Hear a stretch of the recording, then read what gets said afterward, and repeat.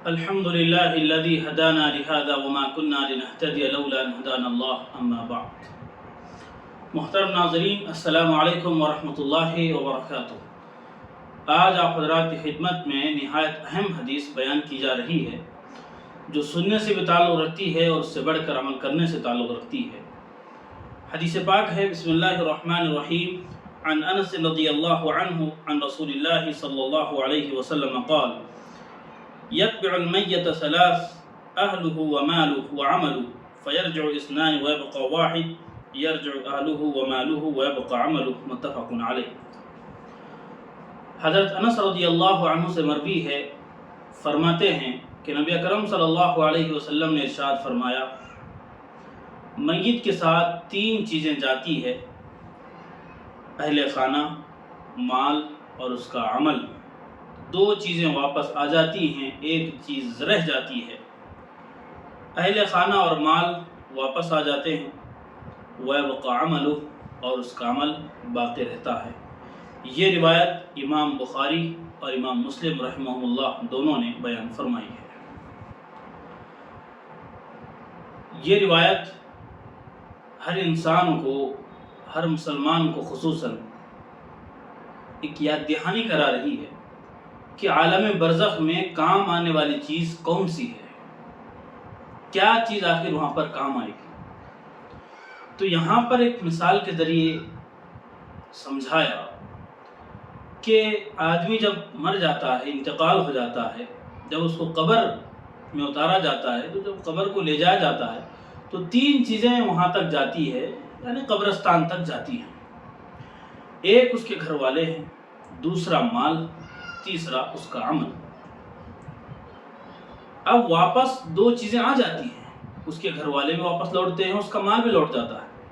دیکھیے یہاں پر مال کی بات اس لیے کی گئی، عرب میں دستور تھا جب بھی کوئی شخص مرتا تھا تو اس کے قبر تک اس کے مال کو بھی لے جایا جاتا تھا، پھر وہاں سے واپس اس کے مال کو لایا جاتا تھا. اس اعتبار سے بات کہی گئی ہے. تو دو چیزیں تو واپس آ گئی. اب وہاں پر کیا چیز باقی رہی؟ اس کا عمل. بات یہ معلوم ہوئی کہ جس طرح آدمی کہیں کا سفر کرتا ہے تو سفر کے لیے ذات راہ اختیار کرتا ہے، توشہ تیار کرتا ہے، اور سفر جس قدر بڑا رہے گا، کٹھن رہے گا، مشکل رہے گا، اس اعتبار سے سفر کی تیاریاں بھی انسان کرتا ہے. یہ دنیا کا معاملہ ہے. تو ایک سفر ایسا ہونے والا ہے جو ہمارا مرنے کے بعد شروع ہونے والا ہے، اور اس سفر میں ہم کو کیا کام آنے والی چیزیں ہیں، وہاں پر کون سا توشہ ہم کو اختیار کرنا ہے، وہاں پر توشہ ہمیں کیا لے جانا پڑے گا، وہ بات یہاں پر بیان کی گئی کہ آخرت کا جو مرنے کے بعد کی زندگی ہے، اس کا جو توشہ ہے، وہ جو سفر کی تیاری ہے، وہ صحیح معنوں میں اعمال صالحہ ہے، نیک اعمال ہے. جتنا زیادہ ہماری زندگی میں نیک اعمال کا اہتمام ہوگا، سمجھیے کہ ہمارا توشہ اسی اعتبار سے زیادہ تیار ہو رہا ہے. اگر خدا نہ خواستہ ہماری زندگی میں اعمال صالحہ سے ہمارا تعلق نہیں ہے تو پھر خطرے کی بات ہے. دو چیزیں تو واپس آ رہی ہیں لیکن عمل ہے ہی نہیں، تو اس کا مطلب ہوگا ایک چیز جائے گی اس کے گھر والے اور ایک ہی چیز لوٹ کر آئے گی، اور اس کے ساتھ نیت کے ساتھ جانے والی چیز تو کوئی ہے ہی نہیں، اس نے کوئی تیاری نہیں کی. تو یہ حدیث ہمیں پیغام دے رہی ہے، یہ میسج دے رہی ہے کہ عقل مند انسان وہ ہے جو مرنے سے پہلے موت کی تیاری کر لے.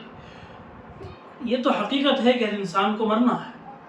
جب مرنا ہے تو عقل مندی اس میں ہے کہ ایسے کام کر کے دنیا سے چلا جائے کہ وہ دنیا سے جانے کے بعد اس کا فائدہ ملے وہاں پر، ورنہ پھر دنیا میں عیش و عشرت میں رہا، آرام کی یہاں پر زندگی گزارا، پھر ایسا مر گیا، ایسا دنیا سے چلا گیا.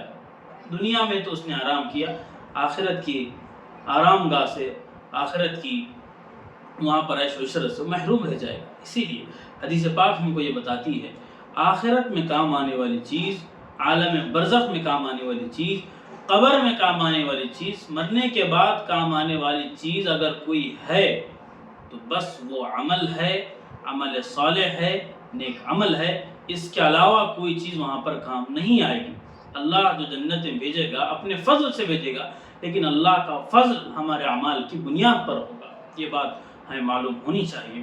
تو جب حدیث پاک ہم نے پڑھ لی ہے تو اب یہ عہد کر لیں کہ آج سے یہ تیاری کریں گے کہ مرنے کے بعد کی جو زندگی ہے صحیح معنوں میں وہی زندگی ہے، اس کی تیاری ہم یہاں پر کریں گے۔ اللہ سے دعا ہے اللہ تعالی ہم تمام کو موت سے پہلے موت کی تیاری کرنے کی توفیق عطا فرمائے۔